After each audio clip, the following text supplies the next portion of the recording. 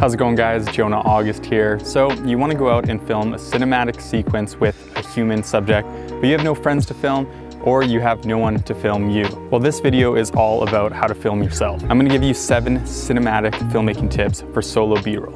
Let's jump right into this.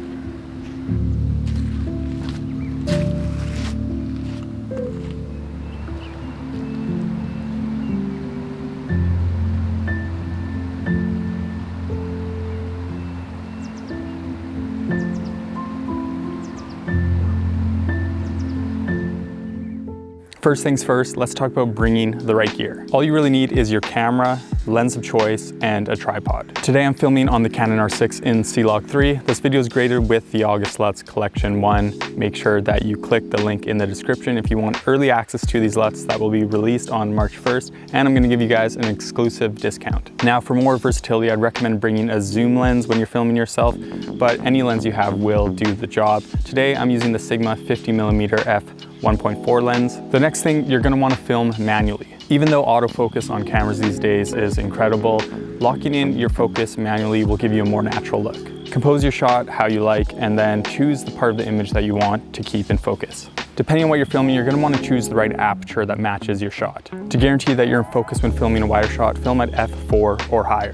For tighter shots, film at your lowest possible aperture all the way up to f2.8. On the lens I'm using at fully wide open, it can film at f1.4. Next thing, you need to use multiple different angles. Don't shoot straight on the whole time, or else it'll look really awkward when you cut between clips. To make your film flow better, shoot at a bunch of different angles. One of the ways to make your video way more dynamic is filming at multiple different fields of view. If you only film tight shots, no one really gets a good idea of your environment. And if you only film wide shots, you'll miss out on bringing emotion and interest to your viewer. Make sure you add a mixture of wide, medium, and tight shots in your film. Now here's a little something to make your video even better. For all the shots where you're not in the image, go and record additional B-roll. This will definitely add another element and is crucial to keeping your viewer attentive. How I make my cinematic B-roll video feel more realistic and that someone else is actually filming me is that in post-production, I add a little bit of movement. In post, you can easily push in or pull away, and I like to add that camera movement effect in DaVinci Resolve to really make it look like someone else is filming me. Well guys, that is how you make a cinematic film of yourself. I hope that was helpful, and let me know if you have any tips that you would give. Thanks so much for watching, and I'll see you in the next video.